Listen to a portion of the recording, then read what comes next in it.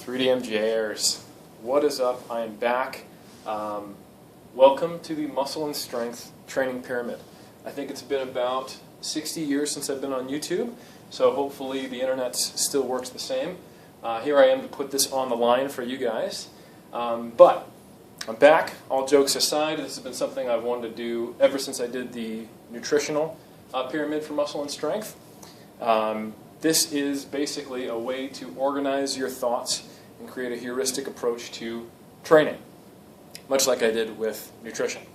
So we have 6 parts of this pyramid, just like we had for the nutritional pyramid.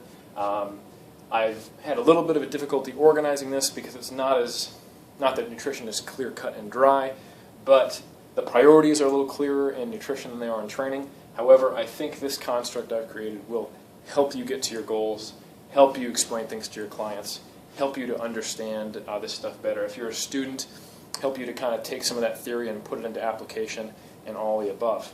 So, we're starting out with the same concept in that we are attempting to not put the cart before the horse. Okay? So this is a proverb that means essentially you're getting ahead of yourself. You've lost sight of priorities. You don't want to be this guy here. He's got 4 question marks over his head. That's overtraining when it comes to question marks. And he doesn't know how to make this cart move. And the horse is going, hey, I'm over here, man. So, as you can tell, that cart's not going to go anywhere unless there's a very strong wind. And since it's a drawing, there won't be any wind. So he's stuck. So the point being is that priorities are a huge thing that are missed out on in the fitness industry. We often focus on the interesting concepts of minutia without putting them in context. And this has become such a systemic problem that I thought this should probably be the main focus of this video series, and like I did last series as well, is helping you get your priorities straight. This is what Alan Aragon talks about, getting your big rocks in place before you start dealing with pebbles. The idea here is that probably 80% of your progress is going to be made by focusing on these bottom 3 or 4 levels, and only the very small finishing touches will be affected by the last levels, and most of the time it's just trying to prevent you from doing something wrong. Okay? So, for those of you who are new to my pyramid schema, I'm going to talk you through the way it works. Essentially, we've got the level of import from most to least. So you build the foundation of a pyramid to the most important part. So we're starting with level 1, adherence. Level 2 is volume, intensity, and frequency, or VIF. Level 3 is progression. Level 4 is exercise selection. Level 5 is rest periods. And level 6 is tempo. Okay? Now, the previous pyramid I did with the nutritional pyramid, I had an overall theme, and that was basically what adherence was. But that ended up being the last video, and it got the least views. So what I want to do is actually want to start with that because it's actually the most important part. The overall lifestyle, adherence, all that stuff, the approach to bodybuilding or powerlifting or whatever you do, just fitness, lifestyle in general, is what should always take the front seat. So we're going to deal with that first. So this video won't be as long as the initial one that I did for the nutritional series, where I covered not only the overview of the pyramid, but also energy balance. So, other things, let's just kind of introduce the whole pyramid. Some people are probably wondering, hey, where are the rep ranges? Where are, for example, failure? Where are these things? So those are all going to fall under some of these categories. Some people are maybe wondering, where's periodization? Well, I want you to know that periodization is a very, very broad term, and actually periodization encompasses manipulations of all of these things. Yes, even adherence, because that's the whole reason why you're trying to prevent, why you use periodization is to prevent burnout and injury, and that has a huge impact on adherence, and vice versa, right? So, periodization is not one of the pyramid levels. It's something that is encompassed, or encompasses all levels of the pyramid. And the first level and most important level is adherence, which we're going to talk about today. So, adherence. I used a very simple mnemonic memory term here, and I call it REF yourself. REF is an acronym for realistic, enjoyable, and flexible. Stuff that I made up kind of on the fly, and then I put in the right order to mean something, like you got to referee yourself, okay? Just a little memory tool to help you memorize what's important when it comes to adherence. So when it comes to adherence, and I'll move this a little closer so you guys can see, and I will zoom in last minute. Let's get you a little closer. My zoom in tool is actually pulling a chair closer to the whiteboard. So high tech. All right, so ref yourself. Realistic. The first thing you need to consider when you start planning your training is your schedule and your time frame. Okay?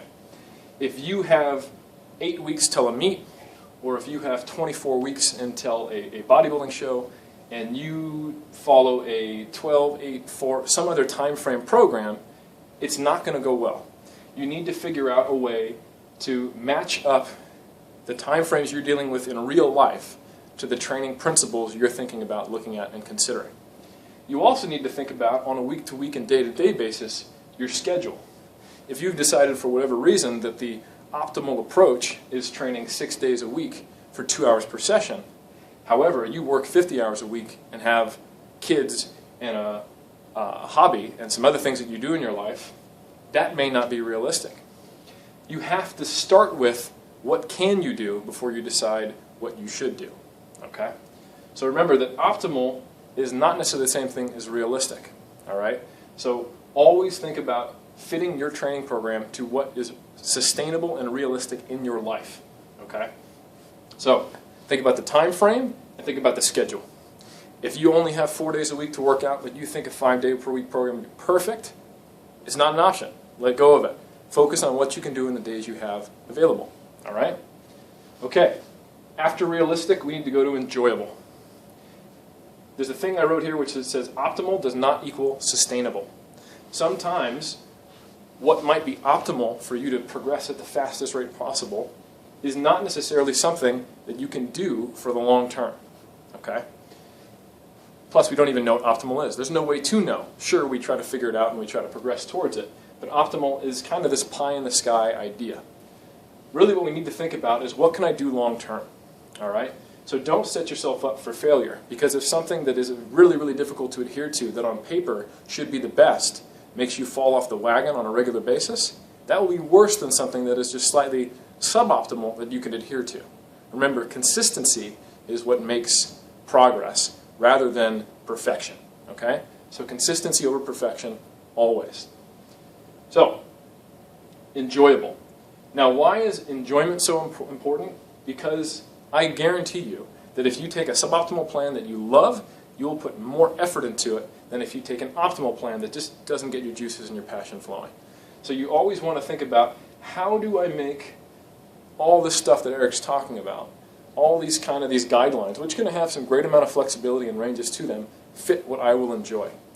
Because we're not all robots out there. Okay? Yes, some people are going to love just progress, and whatever gets them the fastest progress, that's what they will love. A lot of athletes are like that. So certainly, these things can marry up, but they don't always. And there's a lot of wiggle room with what is best for you, and a huge amount of individual variation. That's why I'm not just giving you the workout plan, because it doesn't exist. Right? I'm giving you principles to build your training around. All right. And the last one that I want to talk about is flexible. Being flexible is huge, and the reason why is because it allows you to enjoy your training. It allows you to keep your training realistic. So these are sitting on top of flexibility because it's a requirement for the previous two. All right? If your life schedule changes, you will need to find a flexible way to adjust your training. If your enjoyment changes, you will need to find a flexible way without totally program hopping and going off the rails and losing the progress you had or going in a different direction and still keeping the goal of adjusting your training. So flexibility is not just the theme of adherence, it's an overall theme of the entire pyramid. Okay? So, we're going to get more into this when we start talking about progression, volume, intensity, and frequency, and exercise selection, and even rest periods. But flexibility is an overall theme, and I want to stress to you how important it is. Okay? So there's a couple studies that I'm going to attach the links to PubMed on here. One is on the effect of negative life occurrences on strength and basically gains. Okay? This study basically shows that people who experience more negative life trauma in the course of a training program don't adapt to it as well.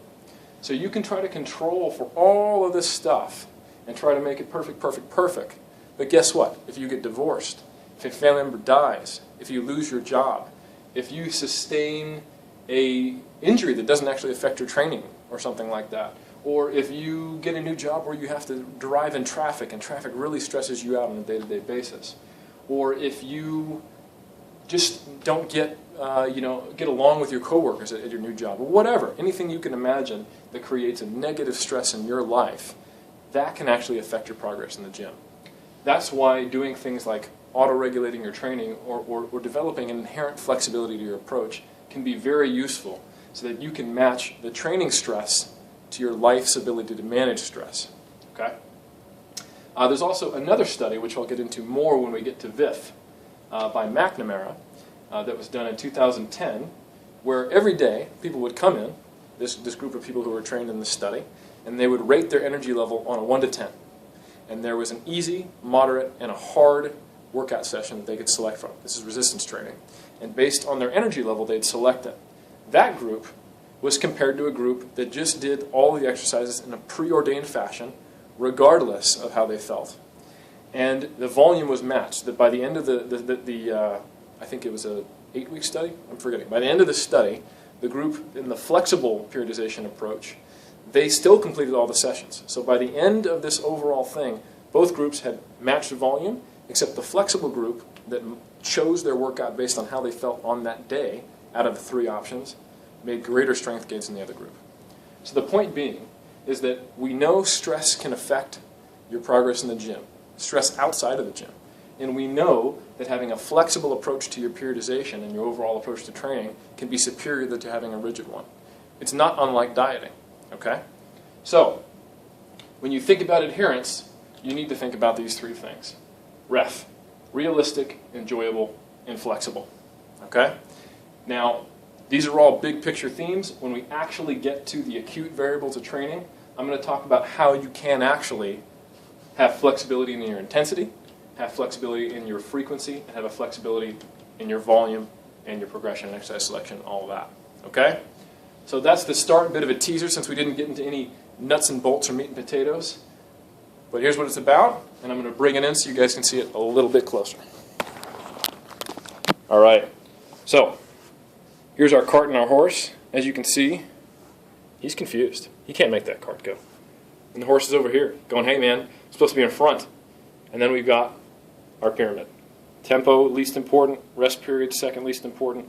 On down through exercise selection, progression, VIF, and adherence. All right? Import what we covered today. And then, of course, the periodization covers all of this. And then finally, we need to ref ourselves. Okay? All right, folks. That is it. And until next time, this is Eric Helms signing out. Thanks for joining me.